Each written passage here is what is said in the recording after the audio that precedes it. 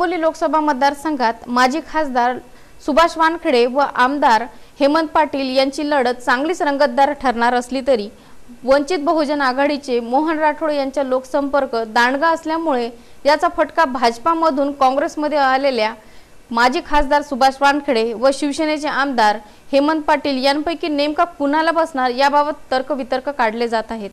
त्यातच लोकसभा तिकिटाच्या शर्यतीत असलेले ॲडव्होकेट जाधव यांना काँग्रेस व भाजपा या दोन्ही पक्षांकडून मागणी करून देखील तिकीट न मिळाल्याने ते आता अपक्षाच्या तयारीत लागले आहेत।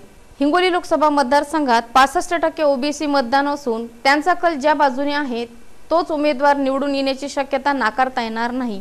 हिंगोली लोकसभा मतदारसंघाकडे संपूर्ण महाराष्ट्राचे लक्ष लागले होते।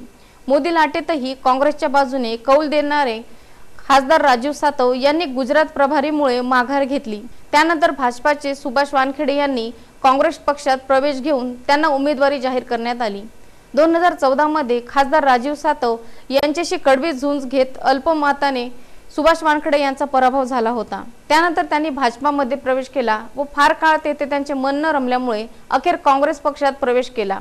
निष्ठावंत काँग्रेस पदाधिकाऱ्यांना डावलून भाजपामधून काँग्रेसमध्ये आलेल्या उमेदवारांना काँग्रेसचे पदाधिकारी साथ देतील का? तसेच शिवसेनेकडून डॉक्टर मुंदळा इच्छुक असतानाही हेमंत पाटील यांना उमेदवारी मिळाली, परंतु स्वपक्षातील पदाधिकाऱ्यांची मनमिळवणी जमेल का असे असमंजसता निर्माण झाली आहे। यातच ॲडव्होकेट जाधव हे अपक्ष उमेदवार म्हणून रिंगणात उतरण्याच्या तयारीतही आहे। गुलाब भालेराव, स्टार न्यूज, हिंगोली।